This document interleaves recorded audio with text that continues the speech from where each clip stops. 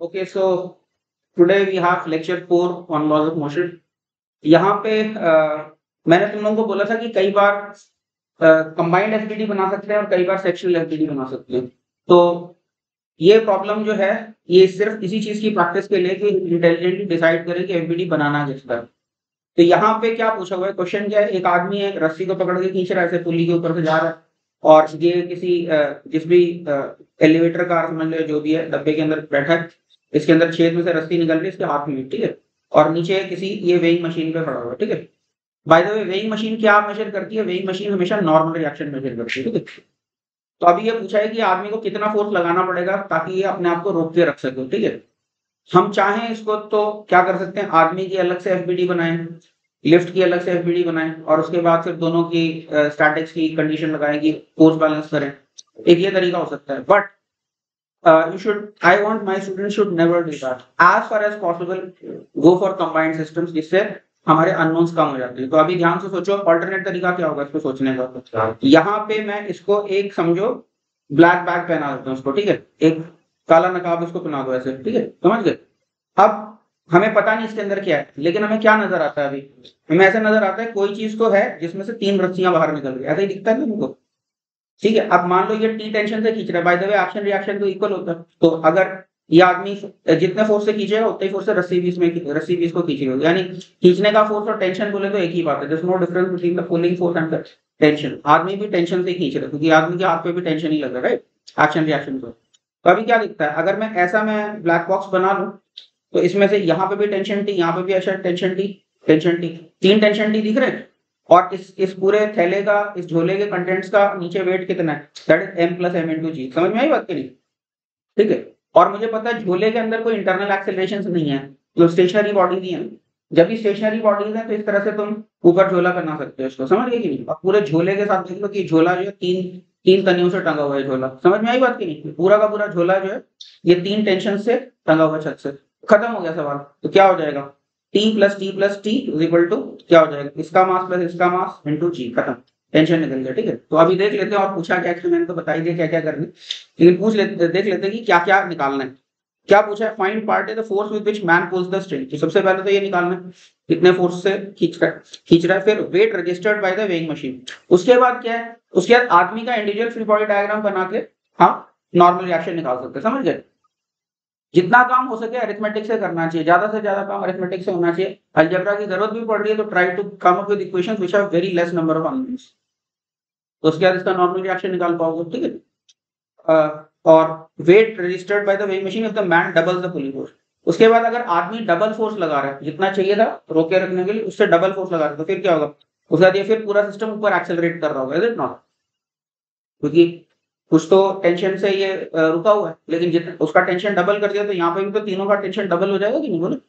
वापस combined FBD में काम कर सकते हैं, उसका यूज करके फिर इसका एक्सेलरेशन भी निकाल सकते हैं और फिर यहाँ पे वेइंग मशीन से नॉर्मल रिएक्शन भी निकाल सकते हो। समझ में आ रहा है कैसे अप्रोच करना है इसको, ठीक है। तो टेक योर टाइम, कंप्लीट करो, उसके बाद डिस्कस करते हैं, जल्दी से कर लो, ठीक है। तो इसको डिस्कस करने जा रहा हूँ अभी। तो वही जैसे मैंने बताया था कि कंबाइंड एफबीडी हम ले लेते हैं। तो क्या लिखा मैंने, if man pulls the string by force T then by Newton's third law string also pulls the man by force T. तो ये एक्शन रिएक्शन पेयर है, ठीक है। We could do this problem by making individual FBD, however we prefer wizard way of over the muggle way. समझ गए, ठीक है। Harry Potter जिन्होंने पढ़ा वो समझ पाएंगे क्या होता है, ठीक है। We will first use the combined FBD and the sectional FBD. पहले कंबाइंड एफबीडी ले रहे हैं। तो क्या लिखा, imagine dotted circle as a black box whose combined weight is m plus m into g, जो कि 1200 न्यूटन है, क्योंकि 70 किलो का आदमी है और 50 किलो की लिफ्ट है, तो 120 kg यानी 1200 newton, right. And we see that 3 threads coming out of it balancing the system. यहाँ से 3 थ्रेड्स हैं जो टी तीनों में टेंशन है, उससे पूरा सिस्टम बैलेंस होगा, राइट। तो इसका मतलब क्या है, recall that whenever things are not moving relative to each other we can always make a combined FBD। जब भी relative motion नहीं, combined FBD हमेशा लिख ही सकते, बना ही सकते हो। Visualizing in this manner we get the FBD as shown in the adjacent figure। ये हमारा FBD आ गया, ठीक है। ओके, तो 3T क्या आ गया, m plus m into g, तो T क्या आ गया, m plus m into g divided by 3, तो ये 400 न्यूटन हो गया, ठीक। तो दिस इज 400 न्यूटन, ओके। तो वेइंग मशीन अभी क्या मेजर करती है, वेइंग मशीन तो नॉर्मल रिएक्शन मेजर करती है। तो अभी आदमी का अलग एफबीडी बना लिया, तो आदमी का एफबीडी बनाते हैं तो क्या हो जाएगा, हम कह सकते हैं T plus N is equal to इसका mg, ठीक है। एन क्या हो जाएगा, mg माइनस टी हो जाएगा, ठीक है। तो mg मेरा कितना है, mg तो ये 70 किलो का आदमी, तो 700 हो गया, माइनस टेंशन कितना है 400, तो ये कितना आ गया 300 न्यूटन आ गया, ठीक है। तो this is the reading of the weighing machine, तो वेट रिकॉर्डेड 300 न्यूटन आ गया, ठीक है। तो इसका मतलब क्या हम कह सकते हैं, मैन वेट नहीं है, मैन वेज होना चाहिए। कई बार ऐसा क्वेश्चन होता है, what does the how much does the man weigh, तो मैन वेज का मतलब ये होता है कि नॉर्मल रिएक्शन कितना देगा, ठीक है। ओके, ये मत कहना कि भाई 70 kg है तो 700 ही वे करेगा, ऐसा नहीं। Man how much does the man weigh मतलब स्प्रिंग, जो स्प्रिंग बैलेंस है या फिर वेइंग मशीन है उसमें कितना वेट रजिस्टर होगा, ठीक है वो। अब आदमी ने डबल कर दिया पुलिंग फोर्स, तो अभी ये 800 न्यूटन लगा रहा है, ठीक है। 800 न्यूटन लगा रहा था, वापस कंबाइंड एफबीडी बना सकते हो, तो क्या है 800 800 800 यानी 2400 न्यूटन से ऊपर ये सिस्टम खींचा जा रहा है इसका मतलब, है ना, ठीक है। तो फिर क्या हो गया, once again we go for the result with combined sectional FBD से क्या यूज करेंगे। अच्छा by the way, combined FBD तब बना सकते हैं जब रिलेटिव मोशन नहीं है, लेकिन अगर रिलेटिव मोशन है भी तो भी हम कंबाइंड एफबीडी तो नहीं बना सकते, लेकिन हम क्या कर सकते हैं, sigma F external is equal to sigma M I a फिर भी लगा सकते हैं, is equal to sigma M I a, मतलब जितना भी बाहर से फोर्सेस दिख रहे हैं उन सबका सम क्या करोगे, अंदर जितने भी बॉडीज हैं उनके अलग अलग एक्सीलरेशन होगा, अगर रिलेटिव मोशन है तो एक्सीलरेशन अलग अलग हो ही सकते हैं बॉडीज के, तो क्या करोगे, external force equal to mass of first body into acceleration of first body plus mass of second body into acceleration of second body etcetera. तब भी हम सिस्टम को न्यूटन लॉ कंबाइंड लगा सकते हैं, इसको कंबाइंड एफबीडी ना बोले, लेकिन न्यूटन लॉ तो एज अ सिस्टम का होल पे लगा सकते हैं, जिसमें इंटरनल फोर्सेस नहीं दिखाएंगे, खाली एक्सटर्नल फोर्सेस के साथ हम दिखा सकते हैं। बट यहाँ पे तो ऐसी भी प्रॉब्लम नहीं कि हर चीज इकट्ठे ही एक दूसरे के रिलेटिव मोशन तो करनी एक साथ ही चलने वाला, ठीक है। वो लगा दोगे तो क्या दिख रहा है अभी 800 800 800 तीनों दिख रहे हैं, तो 2400 और माइनस 1200, ठीक है, वो 70 प्लस 50 kg 120, तो इक्वल टू 120 ए, तो बस तो ए कितना आ गया 10 मीटर पर सेकंड स्क्वायर से ऊपर जा रही है इसका मतलब, ठीक है। ओके, हाँ वैसे डायरेक्टली भी बोल सकते थे, पहले इसके पूरे के एमजी को बैलेंस कर रहे थे, अभी 2 mg लग रहा है बेसिकली, पहले एमजी लग रहा था अभी 2 mg लग रहा है इफेक्टिव फोर्स जो है, तो जी एक्सेलरेशन आ गया ऊपर की तरफ, ठीक है, आना इधर। ओके, अब खाली आदमी का अकेले का एमपीटी बना लिया तो फिर 800 न्यूटन तो टेंशन लग रही है इसके ऊपर, ठीक है, और उसके अलावा 800 प्लस यहाँ से एन लग रहा है, ठीक है, और इसका वेट है 700, ठीक है। तो क्या हो गया हमारा 800 plus N minus 700 equal to 70 into a लगा दो, बस इससे मेरे पास एन की वैल्यू 600 न्यूटन हो गई। समझ में आया कि नहीं, ठीक है। तो जितना हो सके कंबाइंड एफबीडी से काम करो जहां पे रिलेटिव मोशन नहीं, और नहीं कंबाइंड एफबीडी बन सकता है तो क्या लगाओ, sigma F external equal to sigma M I A i लगाओ, ठीक है, वेक्टोरियल लगा ही सकते हैं। ये क्यों होता है ये भी मैं प्रूव कर चुका हूँ पहले, क्योंकि इंटरनल फोर्सेस का सम 0 हो जाता है, तो इसलिए next net external force equal to summation of mass times acceleration of the system as a whole, ठीक है। इसके बाद एक बड़ी इंटरेस्टिंग सी प्रॉपर्टी है, देखो क्वेश्चन क्या है, एक कोई मेरे पास व्हील है, ठीक है, और व्हील के ऊपर मैंने एक फ्रिक्शनलेस स्प्रिंग बांध रखा है, ठीक है, यानी वर्टिकल डायमीटर के टॉप मोस्ट पॉइंट पे धागा बांधा हुआ, और इसके कॉर्ड के अलोंग कहीं पे भी किसी भी पॉइंट सी पे बांध दिया है धागा, समझ गए। इसमें बड़ी इंटरेस्टिंग प्रॉपर्टी निकल के आती है कि ये अगर थीटा एंगल पे तुमने धागा बांधा है तो time taken in moving from A to C, मतलब क्या है, इसमें से बीच छोड़ोगे टॉप मोस्ट पॉइंट ए से तो वो फिसलने लगेगी ना धागे के अलोंग, कुछ तो टाइम लगेगा ए से लेके सी तक पहुंचने का, तो बड़ा इंटरेस्टिंग सा रिजल्ट आता है कि ए से सी तक पहुंचने का जो टाइम है वो इस बात पे डिपेंड ही नहीं करता कि थीटा कितने, यानी हर एक चाहे ऐसे बात बांधो धागा ऐसे ऐसे करके जितने मर्जी धागे बांधो, इन सब धागों में टाइम ऑफ ट्रेवल सेम ही आता है अगर टॉप मोस्ट पॉइंट से छोड़ दो, ठीक है। तो यही अभी प्रूव करना है। क्या लिखा question, a bead begins to slide on a frictionless thread tied to topmost point of a vertical circle as shown in the figure, यहां से फिसलना शुरू हुई है बीड, ठीक है। If the bead was released from rest at point A, how much time will it take to reach C, ये हमें निकालना है, ओके। तो क्या है, सिंपल ही है, देखो यहाँ पे देखो इसके ऊपर नीचे तो mg लग रहा होगा बीड पे, तो along the thread कितना लग रहा होगा, mg cos थीटा लग रहा होगा, राइट। तो ये तो mg cos थीटा लग रहा है, और इसकी लेंथ कितनी है, length r cos theta plus r cos theta, 2r cos theta इसकी लेंथ है, देख रहे हो, लेंथ और एक्सेलरेशन प्रोपोर्शनल है, इज इट नॉट, क्योंकि mg cos theta divided by m, यानी इस तरफ एक्सेलरेशन कितना है, g cos थीटा है, तो एक्सेलरेशन भी मेरा cos थीटा के प्रोपोर्शनल है, और लेंथ भी मेरी cos थीटा का ही प्रोपोर्शनल है, r cos theta plus r cos theta, right. इस वजह से थीटा से इंडिपेंडेंट टाइम आ जाएगा। तो देखो क्या करोगे, क्या लिखा, the Beed accelerates along AC with an acceleration mg cos theta upon m, making sense, g cos theta से एक्सेलरेट कर रही है, ठीक है, और AC की लेंथ कितनी है, that is 2r cos theta, क्योंकि ये आइसोसेलेस ट्रायंगल दिख रहा है हमको, और यहाँ से ऑल्टीट्यूड ड्रॉ करोगे, ठीक है। नाउ यूजिंग काइनेमैटिक्स और constant acceleration half g cos theta into t square equal to 2r cos theta. तो दिख रहा है cos थीटा कैंसिल हो रहा है। तो बड़ा इंटरेस्टिंग रिजल्ट है, इसको बड़ा क्रिएटिवली यूज करेंगे हम अगली प्रॉब्लम में। तो कितना आ गया टाइम √4r/g। तो ये जो है बहुत ही स्टैंडर्ड रिजल्ट है, याद रहना चाहिए। इसका यूज करके कहीं कहीं पे क्रिएटिव प्रॉब्लम्स हम बना सकते हैं कुछ, तो वो देखेंगे अगले क्वेश्चन में। या प्रॉब्लम कैसी भी हो, कहीं कहीं पे हम लोग इसका क्रिएटिव यूज कर पाएंगे, जो अदरवाइज कैलकुलस वगैरह के तरीके लगाएंगे तो बहुत कॉम्प्लिकेटेड हो जाएगा। You will see what I mean just in the next problem. तो यहाँ पे क्या ध्यान रखना है, time is independent of theta because the time taken will be same along every chord, it only depends on the radius of the circle and g। Her chord के along same time होगा, बस g पे depend करेगा और radius of the circle पे depend करेगा, nothing else. ठीक है, क्लियर है? ओके, अब ये पाथफाइंडर का क्वेश्चन है। क्या है हमारे पास यहाँ पे, एक तो इंक्लाइन प्लेन है, ठीक है, मैं समझा देता हूँ क्वेश्चन क्या है। ये कोई इंक्लाइन प्लेन है और ये कोई वर्टिकल वॉल है। वर्टिकल वॉल पे h हाइट पे कोई कील है हमारी, इस कील से मुझे एक धागा बांधना है, इंक्लाइन प्लेन तक कैसे भी धागा बांध सकते हो। सच दैट क्या चाहिए हमें कि इसके अंदर से अगर मैं बीड कोई छोड़ूं तो वो इंक्लाइन प्लेन तक फास्टेस्ट टाइम में चल के आ जाए। समझ में आया क्वेश्चन क्या है, स्टेटमेंट? अब यहाँ पे सर्कल तो दिख नहीं रहा कोई, ठीक है नहीं? ठीक है, तो करने को चाहो तो मतलब you are free to use any method. यहाँ पे कैलकुलस भी चाहो तो लगा सकते हो, but I am telling you calculus लगाओगे तो ब्लड बाथ होने वाला, बहुत गंदे वाला ब्लड बाथ होने वाला। लेकिन अगर पिछले प्रॉब्लम के टर्म्स में सोचो तो बस क्रिएटिविटी थोड़ा अच्छे से यूज करना है कुछ, and you will come up with a very elegant geometrical solution to the problem. ठीक है, क्या कर सकते हैं, यहाँ से एक सर्कल तो विजुलाइज कर ही सकते हैं ना। कहाँ मना है सर्कल विजुलाइज करना, मना कर कोई तो, ठीक है नहीं? तो हमें क्या करना है, छोटे से छोटा सर्कल सोचना है। कि तुम्हें पता है कि सर्कल का जो टाइम ऑफ सर्कल के कॉर्ड के long time of travel circle के रेडियस पर डिपेंड करता है।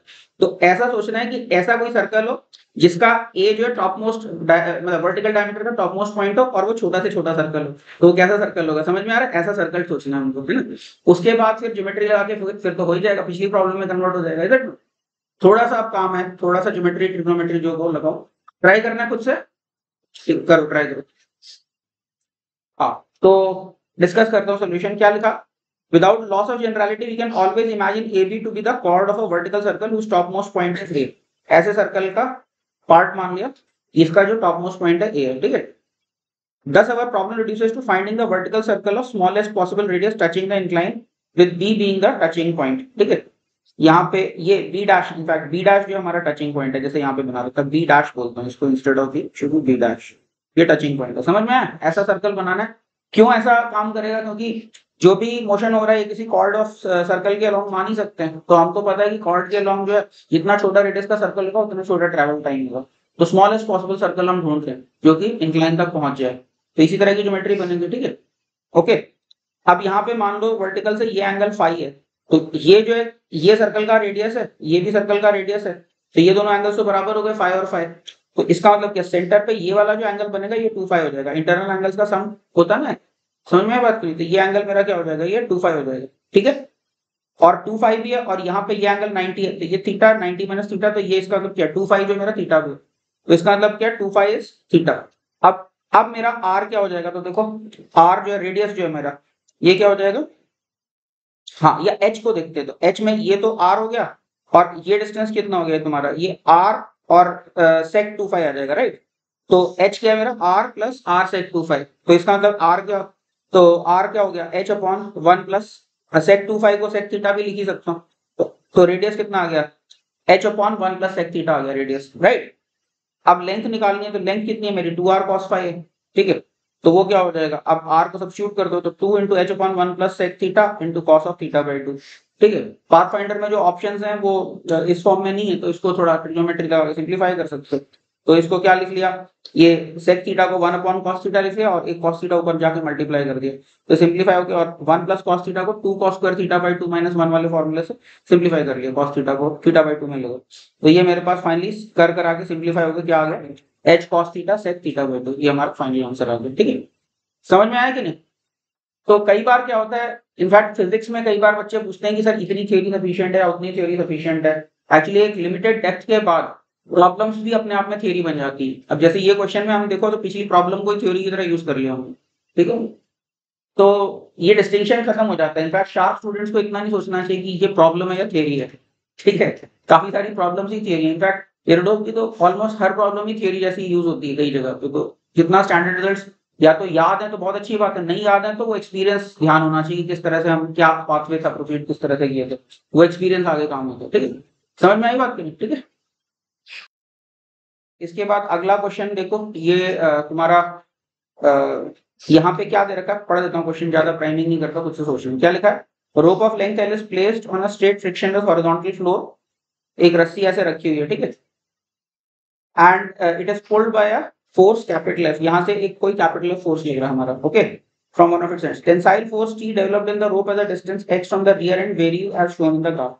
तो हमको क्या बीच में टेंशन कैसे वेरी हो रहा है, टेंशन थ्रू आउट वेरी हो रहा होगा, उनको पता है मैसिव रोप में तो टेंशन वेरी हो ही सकता है, तो हो क्या होगा, ये पूरी रोप एक्सेलरेट कर रही होगी, और एक्सेलरेटेड रोप का कुछ सेक्शनल एफबीडी बनाओगे तो तुम्हें पता चलेगा कि टेंशन किस तरह से वेरी होना चाहिए, यानी समझ गए, टेंशन जो होगा रियर एंड पे जीरो टेंशन होगा, ये भी समझ में आ रहा है, क्योंकि रियर एंड को तो किसी भी चीज को एक्सेलरेट नहीं कराना, बीच वाले जो पार्टिकल्स हैं इनको इतनी रोप को एक्सेलरेट कराना है, इतने पार्टिकल्स को इतनी रोप को एक्सेलरेट कराना है, तो मैक्सिमम टेंशन तो फ्रंट एंड पे होगा और रियर एंड पे जीरो टेंशन होगा, लेकिन उसके बीच में ये लीनियरली वेरी नहीं कर रहा है, ये कोई अजीब सा कर्व के अलोंग वेरी कर रहा है, इस तरह से वेरी कर रहा है हमारा टेंशन, ओके, ठीक है। टेंसाइल फोर्स का वेरिएशन दे रखा है एक्स के साथ, और एक्स मेरा रियर एंड से, ध्यान रखना x is from the rear and, और वो अंडरस्टूड भी एक्चुअली जीरो दे रखा है तो रियर एंड ही हो सकता है, ठीक है, फ्रंट एंड तो एफ से स्टार्ट होता है, okay. What can you certainly conclude about the density of the रोप, तो अभी हमको रोप की डेंसिटी के बारे में कंक्लूजन निकालना है, क्या क्या ये रोप यूनिफॉर्म है, क्या इसकी डेंसिटी डिक्रीज हो रही है या फिर इंक्रीज हो रही है एक्स के साथ में, या मैक्सिमम मिडल में और एंड में इंक्रीज हो रही है। क्वेश्चन की स्टेटमेंट क्लियर है? ठीक है, खुद से सोचो। ठीक है, तो यहाँ पे मैंने क्या किया, एक छोटे से एलिमेंट का एफबीटी बनाया मैंने, तो मान लो रियर एंड से एक्स डिस्टेंस पे मैंने डीएक्स थिकनेस का एलिमेंट लिया, यहाँ पे मान लेते हैं टेंशन टी है और यहाँ पे मान लेते हैं टेंशन टी प्लस डी है, ये ध्यान रखना टेंशन जो होता है हमेशा खींचने वाला फोर्स होता है, ठीक है, तो यहाँ पे इस एलिमेंट के लिए टेंशन इस तरफ खींच रहा है, यहाँ पे मॉलिक्यूल्स ने एक पूरा हाथ पकड़ा होगा, तो यहाँ पे इतने टुकड़े को लेफ्ट साइड वाले मॉलिक्यूल इस तरफ खींच रहे होंगे और राइट साइड वाले मॉलिक्यूल इस तरफ खींच रहे होंगे, टेंशन हमेशा खींचने वाला फोर्स होता है, राइट। इसका एफबीटी खाली मैं बनाऊं तो मेरे पास क्या आ जाता है, अच्छा इसका कुछ तो एक्सेलरेशन होगा, एफ तुमने लगा रखा है तो एफ अपॉन एम, पूरी रोप एज अ होल का कुछ एक्सेलरेशन होगा, और जो पूरी रोप का एक्सेलरेशन है उसके हर छोटे टुकड़े का भी एक्सेलरेशन है, तो मान लेते हैं मास पर यूनिट लेंथ मेरा लैम्डा है, लेटर से lambda is the mass per unit length, ऐसा मान लेते हैं, ठीक है। तो यहाँ पे इसका एफबीटी बनाता हूँ, तो यहाँ पे टी प्लस डी टी, यहाँ पे tension T plus D T minus T equal to क्या हो जाएगा, मास हो जाएगा इसका lambda D X into A, ठीक है, F equal to M A लगा दिया छोटे से टुकड़े के ऊपर, तो इससे मेरे पास क्या आ गया, लैम्डा की वैल्यू क्या आ गई 1/8 dt by dx, राइट। इसका मतलब क्या है, मास पर यूनिट लेंथ जो है वो इसके स्लोप से रिलेटेड है ना, dt by dx क्या है, slope, rate of change of slope with respect to X है, बोलो, आई मीन स्लोप है, not rate of change of slope, rate of change of tension with respect to X बोले, तो इसका slope देखो initially slope ज्यादा है और जैसे जैसे आगे जा रहे स्लोप कम होते जा रहे हैं, देखो, ठीक है, तो इसका मतलब क्या है कि मास, तो मास डेंसिटी इसका तो घटती जा रही है, जैसे जैसे आगे जा रहे मास डेंसिटी घटती जा रही है, अगर पीछे हैवियर रोप होती तो ऐसा करके ऐसा ग्राफ होता है, और अगर यूनिफॉर्म रोप होती तो कैसा होता, ऐसा स्ट्रेट लाइन ग्राफ हो जाती, समझ गए कि नहीं, तो इससे हमें पता चलता है, ठीक है, तो thus we can conclude the density of the rope decreases with increase in X, जो कि ऑप्शन मेरा दिया गया, ठीक है, I hope this is clear to everybody. इसके बाद अगला जो मेजर टॉपिक हमको पढ़ना है दैट इज स्यूडो फोर्स, ये मेजर न्यू कॉन्सेप्ट है, तो स्यूडो फोर्स क्या होता है, तो याद करो मैंने बताया था कि न्यूटन फर्स्ट लॉ दिया किस लिए था, न्यूटन फर्स्ट लॉ इसलिए दिया था ताकि हम डिफाइन कर सकें कि न्यूटन सेकंड लॉ किन फ्रेम्स में वैलिड है, इनर्शियल फ्रेम डिफाइन करने के लिए फर्स्ट लॉ दिया था ना, क्या बोला था, जिस फ्रेम के अंदर अगर नेट फोर्स जीरो है तो particle should be moving with constant velocity, ऐसा अगर फ्रेम है तो मेरा वो इनर्शियल फ्रेम है, और ये चीज नहीं होल्ड कर रही है, मैंने फोर्स जीरो होने के बावजूद एक्सेलरेशन नजर आ रहा है पार्टिकल में, तो फिर वो नॉन इनर्शियल फ्रेम है, उसमें Newton second law as it is नहीं लग सकता, तो उस तरह के फ्रेम में न्यूटन सेकंड लॉ लगाने के लिए हमको फिक्टिशियस फोर्सेस इंट्रोड्यूस करने पड़ते हैं, they are not forces but एक मैथमेटिकल कंस्ट्रक्ट है जिसको लगाने के बाद हम न्यूटन लॉ टाइप की इक्वेशंस बना सकते हैं उस फ्रेम में भी, तो उनको हम स्यूडो फोर्स या फिक्टिशियस फोर्स कहते हैं। तो आप अभी हम लोग क्या सीखने वाले हैं कि कितना फिक्टिशियस फोर्स हमें लगाना पड़ेगा, क्वांटिटेटिवली कितना फिक्टिशियस फोर्स लगाना पड़ेगा ताकि न्यूटन सेकंड लॉ दोबारा से वैलिड हो जाए उस फ्रेम में, वो फोर्स लगाने के बाद, तो ठीक है, क्या लिखा, recall that Newton's first law of motion defines the inertial reference frames, that is frames in which Newton's second law is valid. For analysis in non-inertial frames, we have to introduce fictitious forces to apply Newton's second law. In this chapter, we will be dealing with translating non-inertial frames. We will start learning about rotating non-inertial frames when we study circular motion. In fact ये मैंने लिख दिया था पहले ही line, लेकिन उसके बाद में थोड़ा बहुत मैंने रोटेटिंग फ्रेम्स के बारे में भी बोला आगे होगा, ठीक है, तो आई टीच यू बोथ हालांकि सर्कुलर मोशन के चैप्टर में आता है रोटेटिंग फ्रेम्स में सूडो फोर्सेस, सेंट्रीफ्यूगल, ऑयलर और कोरियोलिस फोर्स, लेकिन इसी चैप्टर में थोड़ा सा इंट्रोडक्शन दे दूंगा, सर्कुलर मोशन में और ज्यादा प्रॉब्लम्स करेंगे उसके ऊपर। ठीक है, तो सूडो फोर्सेस अब क्वांटिटेटिवली कैसे कैलकुलेट करना है वो अब हम लोग समझते हैं। तो आप लोग सब ध्यान से देखते जाओ इसका डेरिवेशन। मान लो ये मेरे पास कोई पार्टिकल है, P इज अ पार्टिकल। इस P पार्टिकल को मैं दो फ्रेम से ऑब्जर्व कर रहा हूँ। एक तो मेरा इनर्शियल फ्रेम है जिसका कोई एक्सेलरेशन नहीं है बस, ठीक है, H is the inertial frame. तो इनर्शियल फ्रेम से तो P के लिए क्या लिखोगे, जो भी रियल फोर्स है इसके ऊपर मान लो F जो है रियल फोर्स, क्या लिखा, let P be a particle of mass M moving with an acceleration A with respect to an inertial frame S। तो F इसके ऊपर रियल फोर्स है तो F equal to ma hold करेगा। डेफिनेशन ही यही है, हमारा सेकंड लॉ होल्ड कर रहा है तो इनर्शियल फ्रेम, तो ठीक है, F इक्वल टू ma इसमें होल्ड कर रहा है। अब S डैश जो है मेरा एक नॉन इनर्शियल फ्रेम है और S डैश फ्रेम जो है वो a नॉट एक्सेलरेशन से आगे भागा जाए। ठीक है, तो S डैश ये non inertial frame moving with an acceleration a not with respect to inertial frame. तो इस फ्रेम से इसका रिलेटिव एक्सेलरेशन क्या दिखेगा, a माइनस a नॉट दिखेगा। याद है ना, रिलेटिव मोशन में हमने देखा था velocity v minus v not, position है r माइनस r नॉट और acceleration a minus a not. तो इसका खुद का एक्सेलरेशन a है लेकिन फ्रेम का एक्सेलरेशन a नॉट है, तो इस फ्रेम से इसका एक्सेलरेशन कितना दिख रहा है, a माइनस a नॉट नजर आ रहा है, जिसको a डैश मैंने बोल दिया। ठीक है, okay, with respect to the inertial frame a not है इसका, तो ये रिलेटिव एक्सेलरेशन हुआ। ठीक है, सॉरी, नॉन इनर्शियल फ्रेम का खुद का a नॉट है, उसके रिलेटिव पार्टिकल का acceleration a minus a not है, a प्राइम।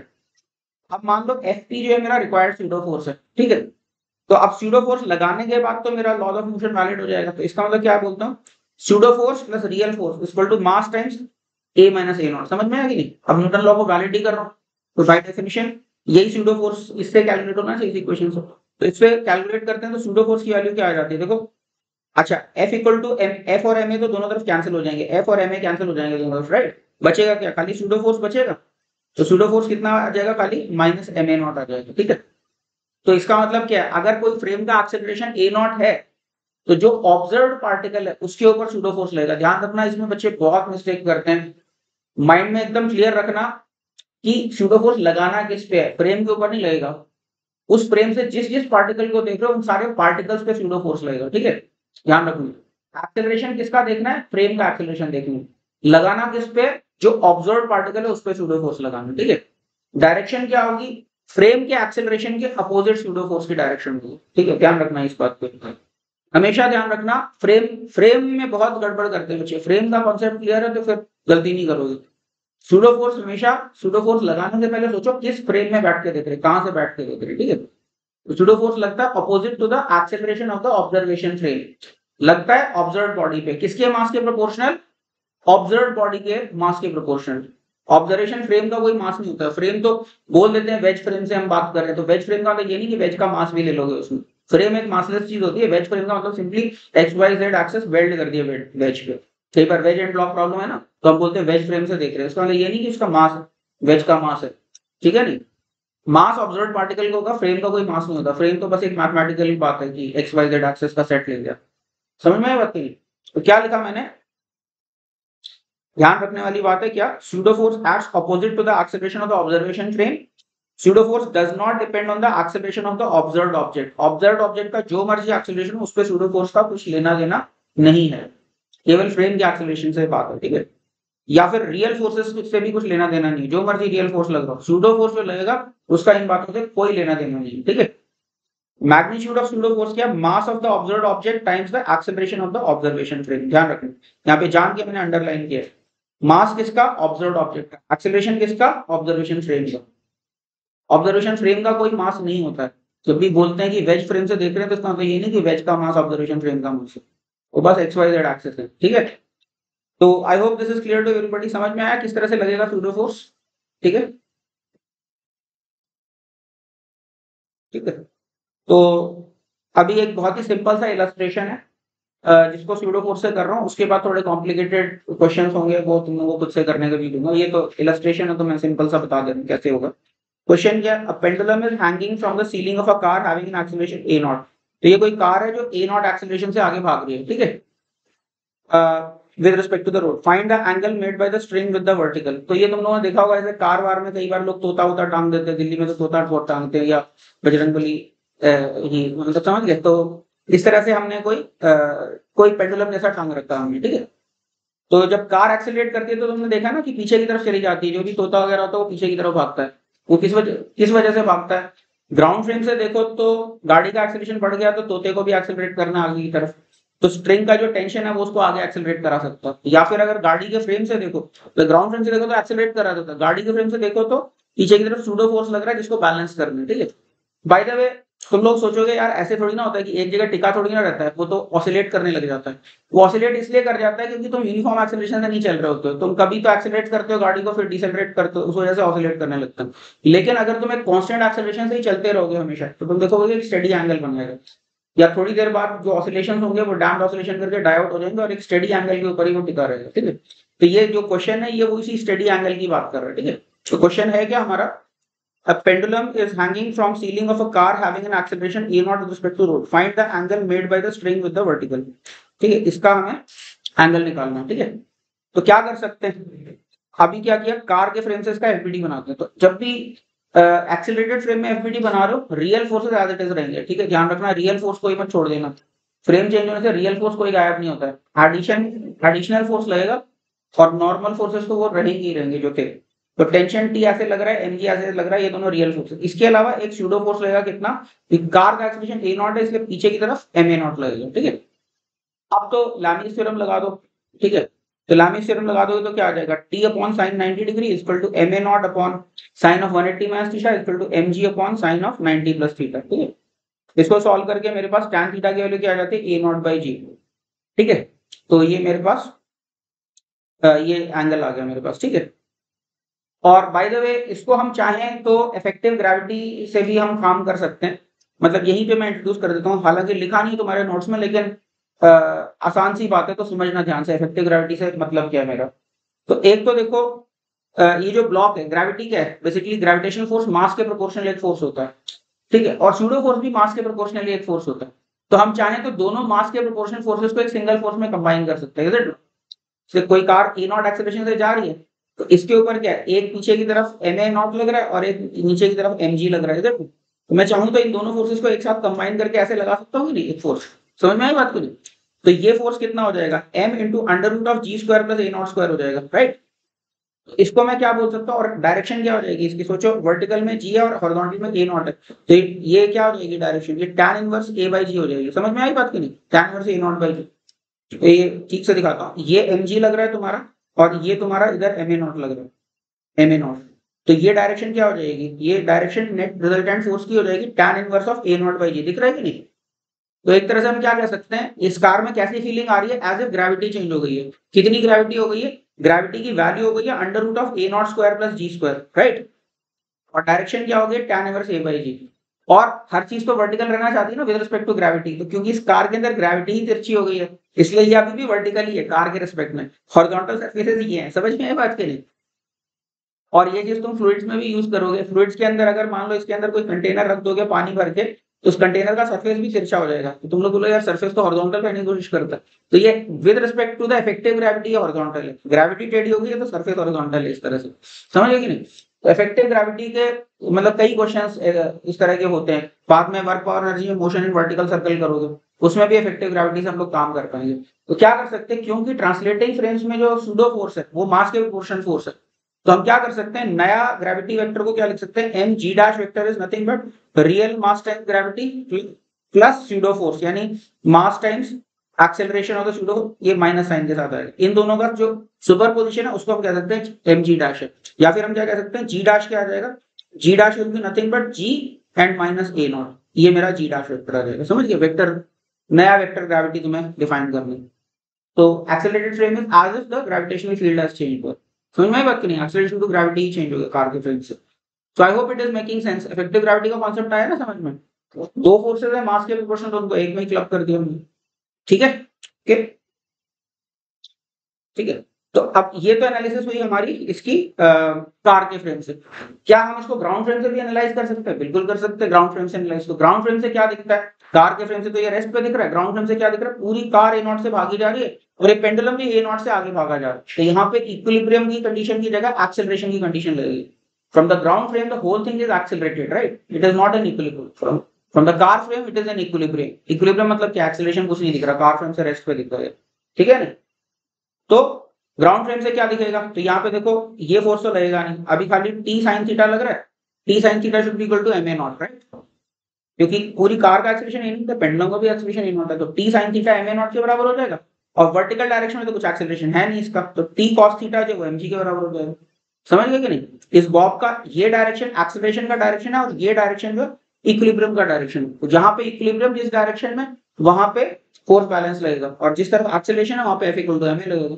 तो बस यही किया, तो T sine theta equal to ma not लिख दिया, और T cos theta equal to mg लिख दिया, डिवाइड किया दोनों को, तो वापस tan थीटा क्या आ गया a नॉट बाई जी, और आना भी चाहिए था, ठीक है नहीं, वो एंगल जो वर्टिकल से बन रहा है वो तो एब्सोल्यूट ही है ना, ठीक है, तो सेम आंसर आ गया आप लोगों का, ठीक है। तो इक्वेशन और इक्वेशंस भी देखो तो एसेंशियली सेम ही इक्वेशंस हैं, अगर ध्यान से देखोगे तो मतलब यहाँ पर भी फोर्स बैलेंस करके लिखता, अगर लैमिंग की जगह फोर्स बैलेंस करता तो क्या लिखता है यहाँ पे, T sine theta ma not को बैलेंस करता हुआ दिख रहा होता है, और टी कॉस थीटा mg को बैलेंस करता हुआ दिख रहा है, तो अगर उस तरह से इक्वेशन लिखता तो एक्जैक्टली सेम ही इक्वेशन आती, समझ में आई बात की नहीं, इक्वेशन भी सेम आती, तो मतलब है तो सेम चीज लेकिन देखने का तरीका चेंज हो गया, ठीक है, सेम ही सिचुएशन है, देखने का तरीका चेंज हो गया, लेकिन आंसर फाइनली सेम ही आना चाहिए, क्योंकि एंगल है कि एब्सोल्यूट है, तो वापस क्या आ गया, tan थीटा a बाई जी आ गया, ठीक है।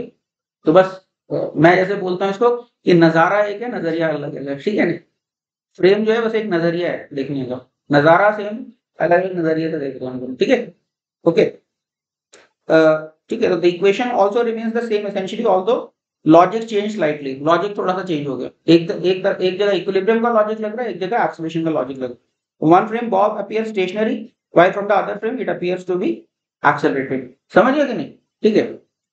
ये बड़ी अच्छी स्टेटमेंट है, एक म्यूजिशियन ने बोली थी कि नजारा एक है, नजरिया अलग अलग है, that's very famous Dhrupad singer Fahimuddin Dagar, तो उनसे किसी ने पूछा था कि आप भजन गाते हैं तो कैसे गाते हैं, इस तरह की बात, तो then he made a very philosophical statement, उन्होंने बोला कि नजारा एक है, नजरिया अलग अलग है, सब लोग समझ जाए तो झगड़े खत्म पीछे, ठीक है ना, ठीक है। अगला क्वेश्चन देखते क्या है, in the shown figure each of the blocks A B C have mass m each and all surface are frictionless, तो ये भी m का दिया, ये भी m का दिया, और c का भी मास m दिया, तीनों का मास m दिया, ठीक है। और क्या पूछा, फाइंड एक्सेलरेशन ऑफ c, मुझे एक तो c का एक्सेलरेशन पता करना है, ठीक है, और क्या है, सी के एक्सेलरेशन को मान लो मैंने ए नॉट मान लिया, इस तरफ सी के एक्सेलरेशन को मैंने ए नॉट कह दिया, ठीक है, ओके, और acceleration of A and B relative to C, A और बी का सी के रिलेटिव एक्सेलरेशन मुझे पता करनी, समझ गए, दो चीजें कैलकुलेट करनी है मुझे, ओके। और क्या पूछा है, किसी भी चीज, sorry, tension in the string, ये तीन चीजें कैलकुलेट करनी है। तो before you try this question मेरी बात समझना थोड़ा, इस क्वेश्चन में चाहें तो हम बहुत ब्लड बात कर सकते हैं, अगर हर बॉडी का इंडिविजुअल एफबीडी बनाने पे आ गए तो बहुत ज्यादा काम करना पड़ सकता है, लेकिन it turns out this an intelligent way of doing it, हम चाहें तो इस प्रॉब्लम को सिर्फ दो अननोन्स, दो इक्वेशन से काम कर सकते हैं, कैसे, अभी ध्यान से सुनना, इक्वेशन तुम लोग खुद बनाओगे, लॉजिक में इसका ध्यान से सुनना, देखो यहाँ पे सारे सरफेस अच्छा फ्रिक्शनलेस है, एवरीथिंग इज फ्रिक्शनलेस, तो क्या एक्स डायरेक्शन में इस सिस्टम पे कोई भी एक्सटर्नल फोर्स है, कुछ भी नहीं है ना एक्स डायरेक्शन में एक्सटर्नल फोर्स, तो इसका मतलब क्या है, एक इक्वेशन तो सीधे सीधे बना सकते हो, sigma M I A I equal to zero in the x direction, समझ में आई बात की नहीं, उस इक्वेशन के अंदर तुम्हारे पास सिर्फ ए नॉट और ए नाम के अननोन्स होंगे, और कोई अननोन होगा ही नहीं, समझ में आई बात की नहीं, except A not and A there will be nothing unknown in that equation, right.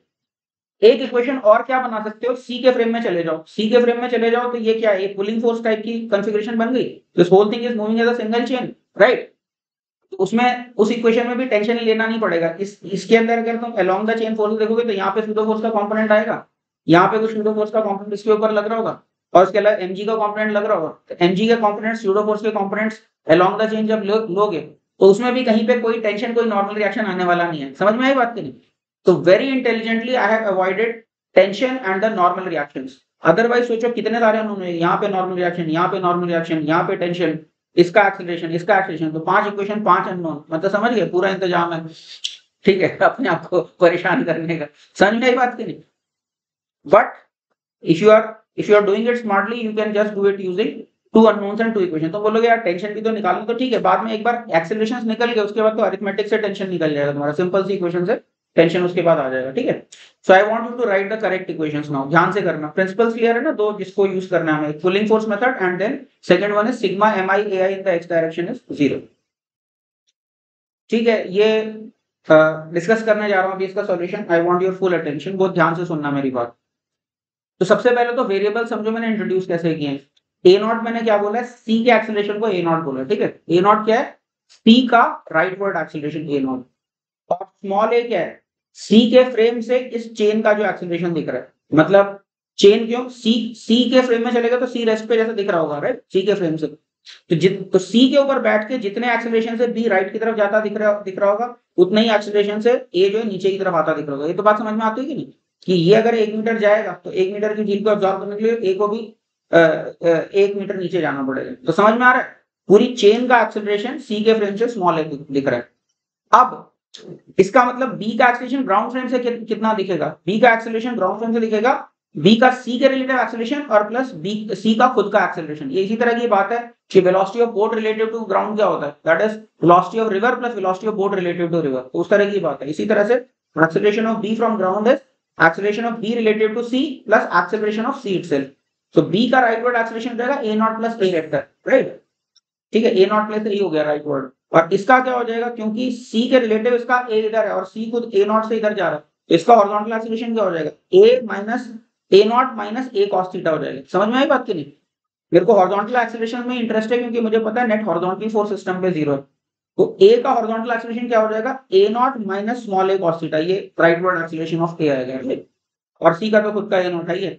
अब मैं क्या करने वाला हूँ, पूरे सिस्टम पे मुझे दिख रहा है कि एक्सटर्नल फोर्स एक्स डायरेक्शन में 0 है, तो इसलिए मैं क्या करने वाला हूँ, अभी सिग्मा एम आई ए आई ग्राउंड फ्रेम से 0 करने वाला हूँ, ठीक है। ध्यान रखना, सी के फ्रेम से सिग्मा एम आई 0 नहीं कर सकते, pseudo forces external. Ground frame से हमारे को पता है कि रियल फोर्स का रिजल्टेंट हॉरिजॉन्टल फोर्स में हॉरिजॉन्टल डायरेक्शन में 0 है, तो इसलिए हॉरिजॉन्टल डायरेक्शन में सिग्मा एम आई ए आई एक्स आई 0 कर सकते, सॉरी ए एक्स आई 0 कर सकते। समझ में आई बात की नहीं, सारे पार्टिकल्स का summation of mass into acceleration ground frame से 0 कर सकता हूं, समेशन ऑफ दैट, ठीक है। तो क्या लिखा मैंने, for the system considered as a whole there is no external force in the x direction, तो therefore sigma M I A I in the x direction is 0। तो अभी क्या लिखा, ये सी के लिए लिखा एम ए नॉट, सी के तो मास एम है, एक्सेलरेशन ए नॉट है, तो एम ए नॉट लिख दिया, राइट वर्ड एक्सेलरेशन। अच्छा, ये किसके लिए लिखा, बी के लिए mass is m and rightward acceleration is a not plus small a, ठीक है, ये बी के लिए लिख दिया m into a not plus a. फिर ए के लिए क्या होगा, ए के लिए सी का खुद का एक्सेलरेशन ए नॉट इधर और इसका इधर ए और इसका हॉरिजॉन्टल ए कॉस थीटा, तो नेट हॉरिजॉन्टल क्या हो जाएगा, a not minus a cos theta, तो plus small m into a not minus a cos theta, इस सारे का सम क्या होना चाहिए, 0। I hope this is settled for everybody. समझ में आया इक्वेशन 1 कैसे बनाई, एक्स डायरेक्शन में सारे मासेस और एक्सेलरेशंस के प्रोडक्ट्स का सम 0 कर दिया। क्यों कर दिया, क्योंकि एक्स डायरेक्शन में एक्सटर्नल फोर्स मेरा 0 है। नेट एक्सटर्नल फोर्स क्या होता है, मासेस और एक्सेलरेशन के प्रोडक्ट के सम के बराबर होता है नेट एक्सटर्नल फोर्स, वो चीज यूज की। तो ये वेक्टर इक्वेशन तो इसी डायरेक्शन में भी लगा सकते हो, ठीक है, आई बात समझ में कि नहीं। फिर सेकेंड इक्वेशन क्या बनाई मैंने, पुलिंग फोर्स मेथड की इक्वेशन बनाई। तो सी के फ्रेम से क्या दिखता है, सी के फ्रेम से बी के ऊपर पीछे की तरफ एम ए नॉट दिख रहा है, ठीक है। तो अगर चेन का ये सेंस मानते हो तुम, तो ये चेन के अगेंस्ट लग रहा है एम ए नॉट, है ना, और यहाँ पे सूडो फोर्स इस पे एम ए नॉट लग रहा है, जिसका कंपोनेंट इस तरफ आएगा M A naught cos theta, वो चेन के अलोंग लग रहा है। ये वाला एम ए नॉट चेन के अगेंस्ट लग रहा है और एक एम ए नॉट चेन के अलोंग लग रहा है। उसके अलावा क्या लग रहा है, इसका M G sine theta chain के अलोंग लग रहा है, ठीक है। अब बी का तो कोई एम जी चेन के अलोंग लग नहीं रहा, उसके चेन के परपेंडिकुलर ही लग रहा है। तो पुलिंग फोर्स क्या बनेगा, नेट, तो नेट पुलिंग फोर्स क्या हो जाएगा, इसकी वजह से real force M G sine theta लग रहा है अलोंग द चेन, फिर ये एम ए नॉट है सूडो फोर्स, इस एम ए नॉट का M A naught cos theta along the chain लग रहा है, और इधर बी के अगेंस्ट लग रहा है, यहाँ पर चेन के अगेंस्ट लग रहा है माइनस एम ए। तो ये लेफ्ट साइड पे क्या लिखा, नेट पुलिंग फोर्स, सी के फ्रेम से नेट पुलिंग फोर्स लिखा, net pulling force is equal to mass of the chain times acceleration of the chain. तो सी के फ्रेम से तो पूरी चेन का एक्सेलरेशन ए दिख रहा है ना मुझे, तो मास ऑफ द चेन तो 2m है और एक्सेलरेशन को a लिख दिया। तो I hope the second equation is now settled for everybody. समझ में आया सेकंड इक्वेशन। अब मेरे पास अननोन्स क्या है, मेरे पास a नॉट और a नाम के दो अननोन्स हैं और उसमें दो इक्वेशंस हैं, a नॉट a तो फिर फटाफट ही सॉल्व हो जाएगा, ठीक है नहीं। इसको अगर इस मेथड से नहीं करोगे तो इंडिविजुअल एबिलिटी से तुम लोग मैं बोलता हूँ ट्राई करके देखना, just to then you will be able to appreciate कि कितना हमने काम बचा लिया अपने, ठीक है नहीं तो ये बहुत ही ज्यादा लंबा चौड़ा क्वेश्चन हो जाता है। इनफैक्ट ये तुम्हारे सीनियर्स के वॉट में आया था, उस टाइम पे मैंने ये मेथड इस तरह से बताया नहीं था और जनरली बच्चों ने छोड़ दिया था। ये देखिए बाप रे 5 इक्वेशन 5 अननोन, कौन सॉल्व करेगा इसको बैठ के, आधा घंटा कौन टेस्ट करेगा एग्जाम में, छोड़ ही दिया था। बट इस तरह से करोगे तो it is very much doable. समझ में आया कि नहीं। और उसके बाद तो एक्सेलरेशन को सॉल्व करोगे तो इस तरह से आ जाएंगे, ऑल्दो देखने में इतने अच्छे नहीं लग रहे, बट ठीक है, दो इक्वेशन दो अननोन ही अगर देखो तो इन प्रिंसिपल, ठीक है।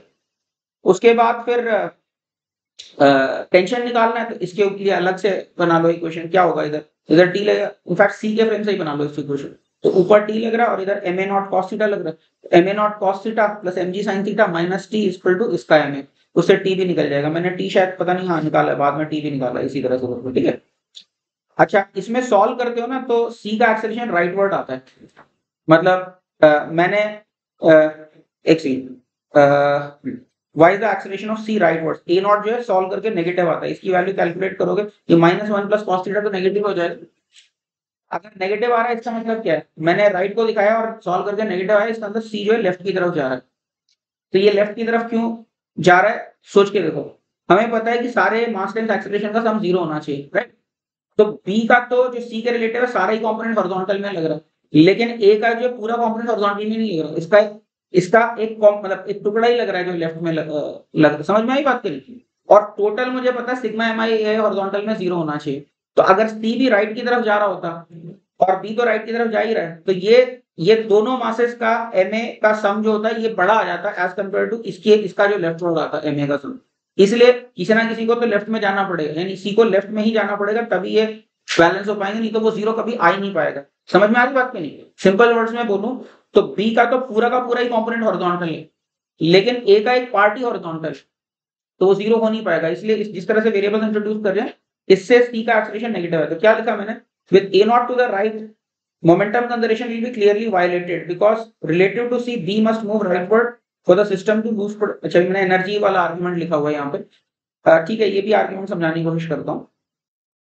अच्छा, आगे जो मैंने लाइन लिखी है ये ना समझ में आए तो टेंशन मत लेना, तुम में से जिन लोगों ने थोड़ा बहुत मोमेंट पढ़ा वो लोग इसको अप्रिशिएट कर पाएंगे कि क्या कहना चाह रहे। एक चीज देखो, सिस्टम के अंदर काइनेटिक एनर्जी तो बढ़ रही है, यानी पोटेंशियल एनर्जी घट ही रही होगी, तभी तो काइनेटिक एनर्जी बढ़ेगी।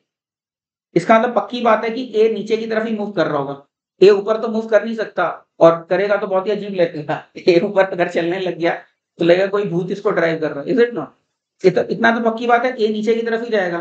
ए अगर नीचे की तरफ ही जाएगा तो बी पक्का राइट की तरफ ही जाएगा, ठीक है। अब मान लो सी का भी मोमेंटम राइटवर्ड है और बी का भी मोमेंटम सी के रिलेटिव राइटवर्ड है, तो बहुत बड़ा राइटवर्ड मोमेंटम क्रिएट हो जाएगा, इज इट। जबकि ए का जो मोमेंटम है उसका तो एक कंपोनेंट ही लग रहा है लेफ्ट की तरफ, राइट मोमेंटम लेफ्ट मोमेंटम के बराबर होना चाहिए मोमेंटम कंजर्वेशन के लिए। एक्स डायरेक्शन में अगर एक्सटर्नल फोर्स 0 तो net momentum should be conserve. इसका मतलब क्या दिख रहा है ना, क्लियर कट कॉन्ट्रडिक्शन हो जाएगा। सी भी राइट की तरफ जा रहा है और बी तो सी के रिलेटिव राइट की तरफ जाना ही जाना, नहीं तो वो पोटेंशियल एनर्जी लूज नहीं करेगा। तो ये बात मैंने लिखी है, क्या लिखा, with A not to the right momentum conservation will be clearly violated, momentum conservation हो ही नहीं पाएगा, ठीक है, because relative to C B must move rightwards for system to lose potential energy and magnitude of horizontal momentum of B and C frame is more than that of A. ये दिख रहा है ना, हॉरिजॉन्टल मोमेंटम बी का बड़ा होगा ए के horizontal momentum से, तो इसके लिए तो खाली cos थीटा कंपोनेंट ही आ रहा है। समझ में आई बात की नहीं, तो वो मोमेंटम कंजर्वेशन फेल हो जाएगा। इसलिए पक्की बात है कि सी को लेफ्टवर्ड जाना पड़ेगा, ठीक है। समझ में आई बात की। तो क्वालिटेटिव क्वेश्चन भी पूछ सकते हैं इस तरह से कि सी लेफ्ट जाएगा या राइट जाएगा, तो उसमें तो इतनी कैलकुलेशन नहीं करनी, लॉजिक से हम उसको इन्फर कर सकते हैं, ठीक है। अब टेंशन कैलकुलेट करना है तो now we can easily calculate tension also. तो एफबीडी खाली बी का कंसीडर कर लो, बी के अकेले का एफबीडी कंसीडर कर लो, तो यहाँ पे टेंशन टी लग रहा है और माइनस एम ए नॉट। तो क्या लिखा मैंने, T minus M A naught equal to M A, तो इससे टी की वैल्यू सीधे मेरे पास ये निकल के आ गई, ठीक है। अभी मान लो मेरे को इसमें ये भी पूछा होता कि normal reaction from the ground कितना होगा, ठीक है। वापस normal reaction from the ground के लिए कोई इंडिविजुअल एफबीडी की जरूरत नहीं है, हमें पता है वाई डायरेक्शन में भी तो लगा सकता हूँ, सिग्मा एम आई ए आई वाई डायरेक्शन में equal to mass times acceleration, समझ I mean sorry equal to external force. तो पूरे सिस्टम एज अ होल के लिए देखो तो वाई डायरेक्शन में नेट फोर्स क्या दिख रहा है, नॉर्मल रिएक्शन तो ग्राउंड ऊपर लग रहा है और नीचे की तरफ क्या लग रहा है 3mg। तो 3mg minus T should be equal to sigma M I A I in the Y direction. उसमें भी अच्छी बात है कि सी का वाई डायरेक्शन कुछ है ही नहीं एक्सेलरेशन, बी का भी वाई डायरेक्शन कुछ एक्सेलरेशन है ही नहीं, बचा क्या खाली इसका एक्सेलरेशन वाई डायरेक्शन में कुछ होगा, वो कितना हो जाएगा, वो खाली ए ये ए इस तरफ है ना, तो ए साइन थीटा हो जाएगा खाली। सोच के देखो ए नॉट का तो कोई रोल ही नहीं है क्योंकि इसका नेट एक्सेलरेशन क्या है, एक ए नॉट और इस ए का सुपर पोजीशन है तो इसका वर्टिकल एक्सेलरेशन हो जाएगा ए नॉट का वर्टिकल कंपोनेंट प्लस ए का vertical component, but A naught का तो वर्टिकल कंपोनेंट है ही नहीं, तो कितनी सुंदर इक्वेशन है, बस ए साइन थीटा बचेगा, इज इट। समझ में आई बात की नहीं। तो बस net vertical force equal to sigma M I A I Y which is a very simple equation, क्या है 3mg minus n equal to ma sin theta, खत्म, ठीक है। बस इसका यूज करके एन निकल आएगा, क्योंकि ए तो निकाल ही चुके हैं, बस वैल्यू तो पुट करनी बाकी है। तो नॉर्मल रिएक्शन भी इसके बाद हम लोग जल्दी से निकाल सकते हैं। तो ये जो क्वेश्चन आया था ना टेस्ट में, वो बहुत लंबा चौड़ा क्वेश्चन आया था। Normal reaction from the ground is, acceleration of this is, tension is, ऐसे करके 4 ऑप्शंस थे, उसमें से चूज करना था। तो वो इस तरह से नहीं करोगे तो खतरनाक हो जाता है ये क्वेश्चन काफी ज्यादा। तो समझ गए ना, मॉरल ऑफ द स्टोरी क्या है? As far as possible complicated systems अगर दिख रहे हैं तो do not try to make the FBD of each body individually. Complicated systems दिख रहे हैं तो जहां तक हो सके कंबाइंड सिस्टम्स की इक्वेशंस लिखो, ताकि internal tensions, internal normal reaction, उनको जहां तक हो सके अवॉइड कर सकते हो। ठीक है, हाँ कभी कभी ऐसा होगा कि यू कैन नॉट अवॉइड, मतलब बनाना ही पड़ेगा, तो ठीक है उस टाइम पे कर लेंगे, लेकिन generally your thought process should be कि कैसे मैं इसको कंबाइंड सिस्टम के लिए इक्वेशन लिख सकता हूँ, कंबाइंड की हॉरिजॉन्टल इक्वेशन, कंबाइंड की वर्टिकल इक्वेशन, इस तरह की चीजें। ठीक है, और फ्रेम चेंज से काम कई बार आसान हो जाएगा। तो वही क्वेश्चन जो जिसको कोई जना 20 मिनट में करेगा, हो सकता है तुम 2 मिनट में करके बैठोगे उसको। समझ में आएगा? ठीक है।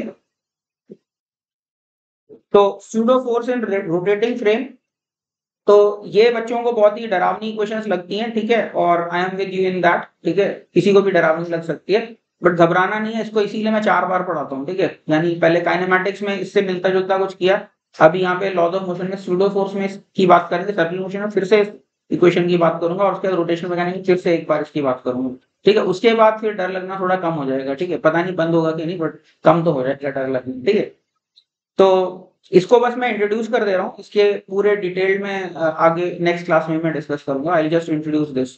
तो बस इसमें याद करो, ये इक्वेशन जो मैंने एज इट इज काइनेमैटिक्स से उतार के यहाँ पर लिखी। काइनेमैटिक्स जब मैंने 2D, याद करो 2D काइनेमैटिक्स के नोट्स में मैंने ये इक्वेशन डराइव की थी।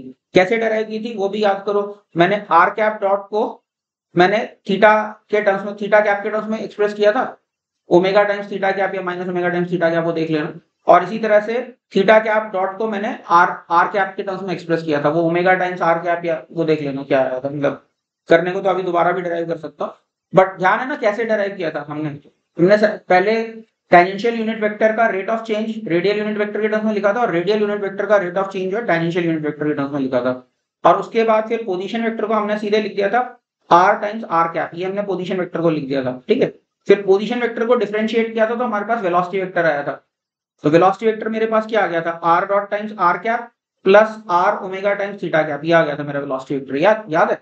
यहां तक तो तुम्हारा इंट्यूशन चालू था, इधर तक कोई दिमाग बंद नहीं होता किसी का भी। ठीक है, मतलब प्रोसेसर चालू था तुम लोगों का, परफेक्टली चालू था प्रोसेसर। इसके बाद फिर क्या किया था, इसके बाद इसको डिफरेंशिएट किया था मैंने।